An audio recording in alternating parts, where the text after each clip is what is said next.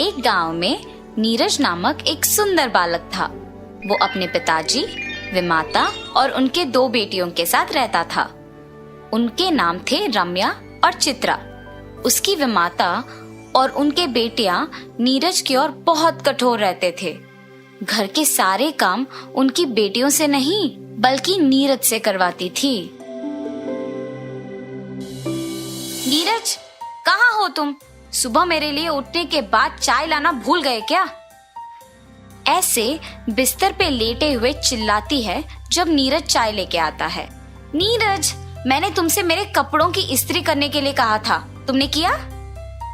आप ही के पास लेके आ रहा हूँ दीदी।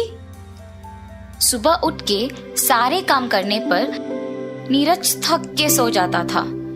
एक दिन नीरज अपने विमाता को पानी दे रहा था जब थोड़ा पानी गलती से उन पे गिर जाता है। अपने विमाता से मार खाने के डर से वो घर से भाग जाता है। जहाँ भी जाओगे घूम फिर के तो तुम वापस घर ही आओगे, तब देखती हूँ। ऐसे वो घर से निकलकर चलते चलते बहुत दूर चला जाता है। न जाने अब मैं कहाँ हूँ, बहुत रात हो गई है, मुझे यहीं कहीं सोना होगा। ऐसे वो उसके चारों ओर देखता है। कोई भी ना होने पर घबरा जाता है। तब उसे एक बड़ा बंगला नजर आता है। शायद वहां कोई होगा।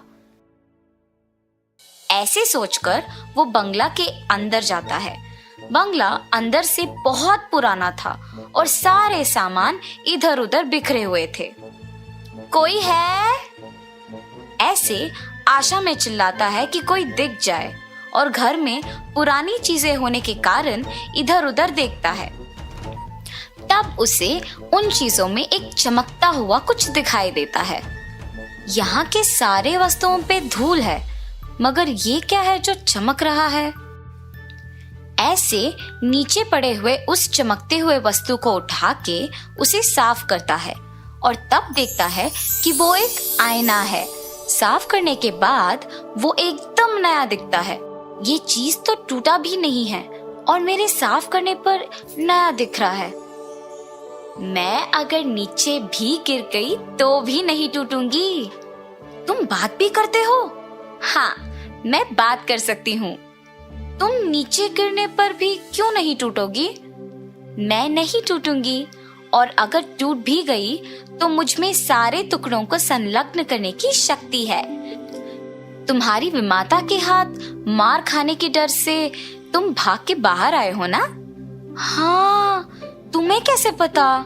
मुझे सब पता है, मैं कुछ भी कर सकती हूँ। अच्छा, तुम सब कुछ कर सकती हो ना? तो मैंने सुबह से कुछ नहीं खाया है, मुझे बहुत भूख लग रहा है। मुझे खाने के लिए कुछ दे सकते हो?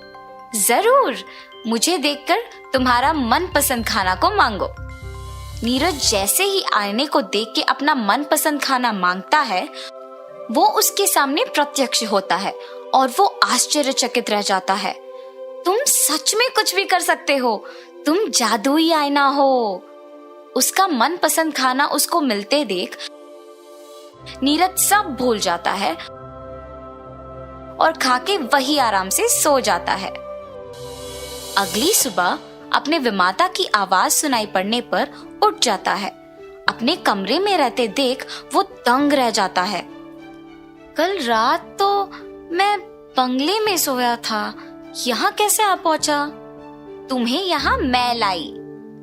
तुमने? मगर क्यों? अगर मेरी विमाता मुझे देखेगी तो मारेगी। मुझे डर लग रहा है, मैं यहाँ नहीं रहूंगा, मैं चला जाऊंगा। इतना क्यों डर रहे हो?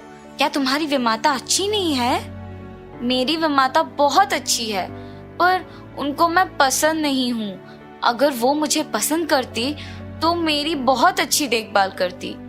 तो फिर अपने विमाता में बदलाव क्यों नहीं लाते तुम?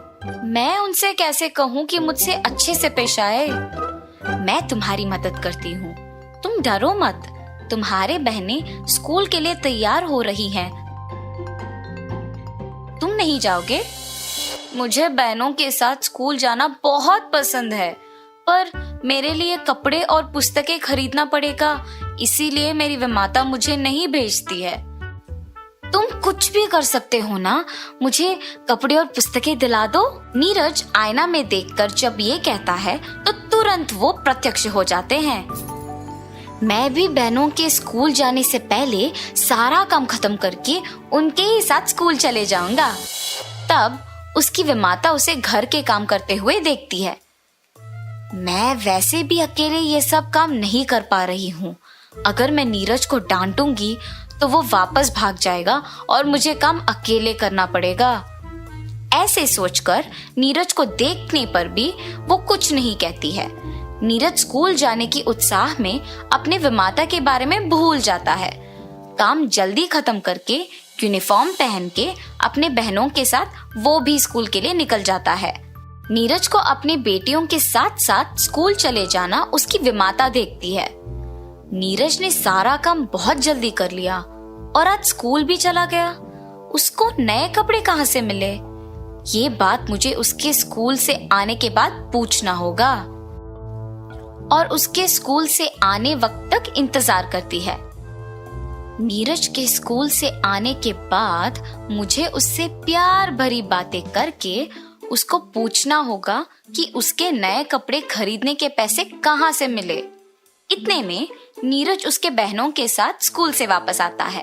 माँ, नीरज के हमारे साथ स्कूल आना मुझे बिल्कुल नहीं पसंद। हाँ माँ, मुझे भी। उनके माँ नीरज के नए कपड़े और पुस्तकों के बारे में जानने के लिए उन्हें चुप करवाती है। चित्रा, भैया को ऐसे नहीं बोलते। नीरज, इधर आओ बेटा। ऐसे प्यार से बुलाकर उसको अपने बगल में बिठाती है। बेटा, स्कूल का पहले दिन कैसे लगा तुमको? नीरज को जब विमाता उसकी माँ की तरफ प्यार से पेश आना देख उसे बहुत खुशी होती है। काश मेरी विमाता हमेशा मुझसे ऐसी ही बात करती। नीरज, बेटा तुम्हें ये स्कूल यूनिफॉर्म, बैग और पुस्तकें कहाँ से मिले? विमाता, ये सब मैंने नहीं खरीदा। और ऐसे नीरज उनको जादुई आईने के बारे में सब कुछ बताता है। बेटा, मुझे वो आईना दिखाओगे? जी विमाता, अभी लेके आता हूँ। आईना लेकर अपने विमाता को देता है और उस आईने की कहानी उसकी बहनें भी सुनती हैं। माँ, मैं पहले मेरी मनपसंद चीजें मांगती हूँ, मुझे वो आईना दो ना माँ। बड़ी बहन होने के नाते मुझे वो आईना पहले मिलना चाहिए। मैं पहली अपनी मनपसंद चीजें मांगूंगी। तुम दोनों लड़ो मत। चित्रा ने पहले पूछा तो पहले उसे मिलेगा ये। पहले जादुई आईना चित्रा को मिलने पर वो बहुत खुश होती है। मुझे सबसे खूबसूरत बनाओ। ऐसे कहते ही चित्रा बहुत सुंदर बन जाती है और फिर आईना रम्या को दिया गया। मुझे मेरी बहन से भी सुंदर बनाओ। ऐसे मांगते ही रम्या चित्रा से भी ज्यादा खूबसूरत बन जाती है, पर उससे संतुष्ट ना होकर लालच से वो आईने से और खूबसूरत बनाने के लिए मांगती है और तुरंत उसकी सारी सुंदरता खोकर वो बदसूरत बन जाती है। तब रम्या दुखी होती है, ये सोचकर कि ज्यादा खूबसूरत बनने के लालच में ऐसी स्थिति आ गई कि अपने आप को आईने में नहीं देख पा रही हूँ। रम्या को ऐसे बदसूरत देख उसकी माँ भी बहुत दुखी होती है। अपनी बहन और विमाता को दुखी देख नीरज जादुई आईने को अपने हाथ में लेके खुद अपनी बहन को सुंदर बनाने के लिए मांगता है। तुरंत उसकी बहन खूबसूरत बन जाती है। रम्या के लिए नीरज ऐसे मांगते देख उसकी विमाता को समझ आता है कि वो अपनी बहनों को और उन्हें कितना प्यार करता है और नीरज के साथ उसके बुरे बर्ताव के लिए अफसोस करती है। तब से नीरज को भी अपने बेटियों के समान प्यार करती है, उसे स्कूल भी भेजती है। ये सब देख नीरज भी बहुत खुश होता है। ये सब उस जादुई आईने के वजह से हुआ है। ऐसे सोचकर वो खुशी खुशी अपनी जिंदगी जी लेता है।